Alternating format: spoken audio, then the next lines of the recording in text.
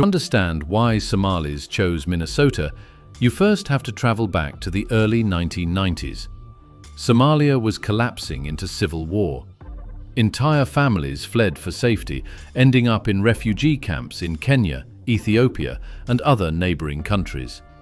Many lived in these camps for years, waiting, hoping, praying for a chance to be resettled somewhere safe. Meanwhile, in the American Midwest, Minnesota was shaped by a unique combination of Scandinavian liberal culture, deep community religious involvement, and something rare, a powerful belief in welcoming refugees.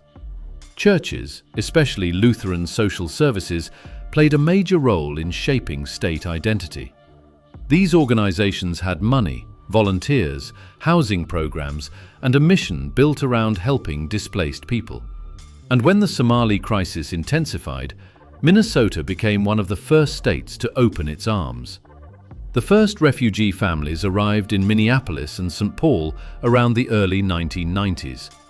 Local churches helped them settle, find housing, search for jobs, and enroll their children in school. And here is where the story begins to accelerate. Refugees told relatives back home that Minnesota had resources, mosques, safety, and people who helped newcomers. And so, the message spread across Somalia, Kenya, and Ethiopia. Go to Minnesota, you won't be alone there. The snow was shocking, the cold was painful, but the welcome was real. And so, the community grew faster than anyone expected. Once the first families found stability, more Somalis arrived.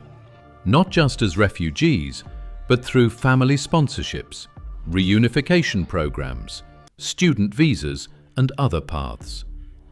Minneapolis slowly became the unofficial capital of the Somali diaspora. Neighborhoods transformed. Apartment complexes that once housed mixed populations began to fill with Somali families. Mothers wearing long, colorful hijabs walked children to school.